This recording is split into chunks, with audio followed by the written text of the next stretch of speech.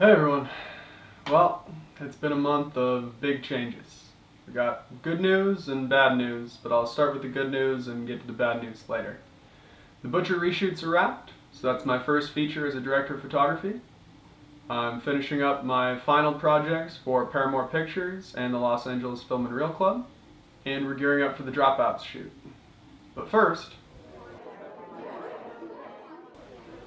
a lot of you don't know this, but I also make music and write lyrics.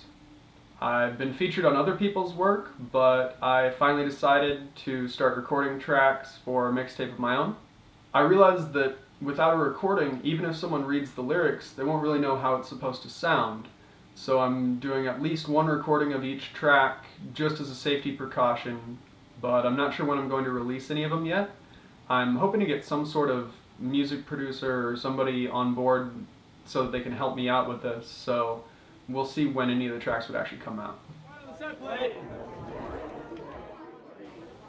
So Michael Moutsatsos, Sam Mason, another horror film director, and myself finished shooting The Butcher with 3 scenes. One had a guy's hands tied to the ceiling with rope, another was a gunshot death, but the third scene was actually a really nice surprise.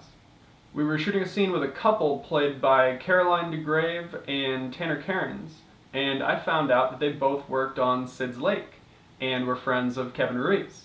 I always love seeing things like this happen because it reminds me how small the industry really is, and reminds me that I can collaborate and be working with the same people on different projects again and again as I get older. And also it gives me a sense of community that I've found really rare in the film industry, oddly enough.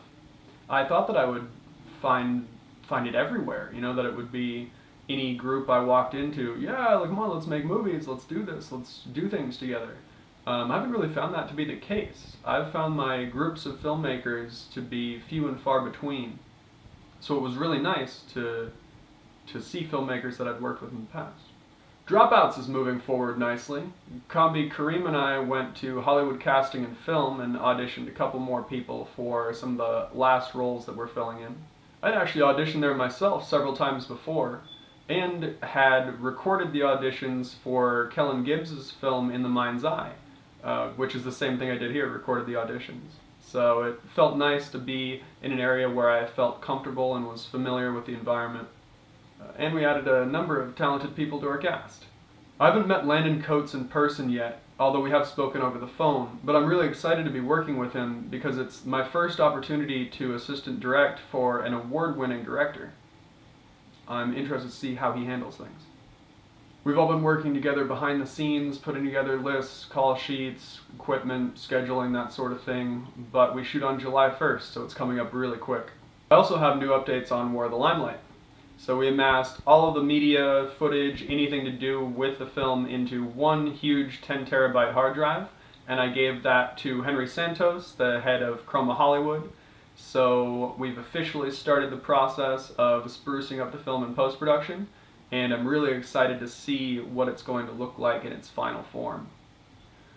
I'll keep you posted as this progresses, but I feel stronger about the message than I ever have, and I'm hoping we could maybe do a compare and contrast with the facts at the end between refugee camps and American concentration camps, or immigration internment camps, immigration camps, whatever we've decided to call those. Steven Sanborn has gotten me the next version of the psychological thriller that he's writing. I'm not going to say much more about that yet, but I will be releasing a little bit more info about it in the coming months. We also officially dropped the music video for Taking Over Vegas. I had the idea that the audience of this work would see the artwork as being made for the music, since the track was released first. So I thought it would be cool to have this idea of that artwork was graffitied on with the word Vegas, and then kind of hijacked and used for this. One of the original pieces was made by a guy that Shane hired, and the other was made by my brother Max Huston, who I've grown up with since we were 5 years old, and he's just started a page for his work, so you can check that out. So this is where good news transitions into bad news. Anniversary Dinner, the film that I was nominated for Best Actor for, screened at the NoHo 7 Theater for a week. Unfortunately, I wasn't able to go to the premiere, which means no photo shoots, no interviews with press, nothing like that, and I was sad that I wasn't able to be involved in that. I wish I could have been, but a couple things happened that prevented me from going. When I left to drive to the screening, I walked outside and found a boot on one of the tires of my car. You know, I always loved a good pair of boots. I always hated one on its own. I'd never had a boot before. I didn't really know what I was supposed to do, what that process was, so I Googled it really quickly and took an Uber to the Parking Violations Bureau in downtown LA, which luckily is really close by. I couldn't afford to pay the whole fine, so I set up a payment plan, and when I tried to pay for it, my card was declined. So I got a text message from Citibank's fraud department. They assured me that the next one would go through. That one was declined as well. Called the fraud department back. They told me they were sorry and the third one should go through. So I ran it a third time, it was declined a third time, and the Parking Violations Bureau informed me that if you've had a card declined 3 times at a government facility, they're no longer allowed to accept that card. So I then had to run over a mile to the nearest Citibank, and then a mile back.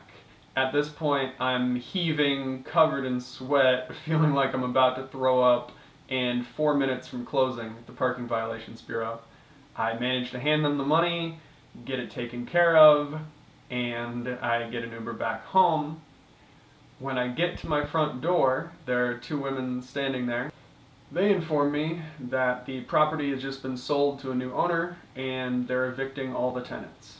So all 8 apartments have until the end of July to leave the premises, clear and clean, and turn in the keys.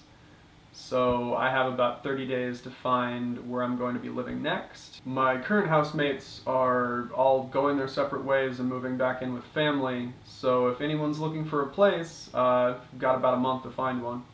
But all in all, that explains why I wasn't able to go to the premiere and unfortunately missed out on the photo shoots and the press stuff. Also, now that I am done working for Paramore Pictures and the Los Angeles Film and Reel Club, I am looking for alternative forms of income, so if anyone has any leads on freelance, another part-time, any sort of side hustle, let me know, because I'm looking into what's next there. I seem to have reached a catch-22 where I need to work less and get paid more at the same time. I feel like I rarely have a day off, and I'm still struggling to make rent and keep my car running month to month, and that's just not sustainable. I need to take less unpaid or low paid work, even if I love what I'm doing and love working with those people, because at the end of the month it comes to bite me, and I need to be responsible and to take on less projects like that. I'm not sure how to get there yet, but especially as I get older and need more and more frequent access to medical care, this is something that I need to take a hard look at and figure out. So all in all, it's been a very different month than a lot of the other months that I've made recap videos for this year. Everything is up in the air. I don't know where I'm going to be living, what I'm going to be doing necessarily. I just know that for now, I want to be in LA and I want to keep working at Gloveworks. So, other than that, I'm open to suggestions, open to ideas, open to possibilities. Love to hear people's thoughts on those. That's it for this month. I'll keep you posted as things progress, and hopefully I find out soon where I'll be shooting the next one. Have a good month, guys.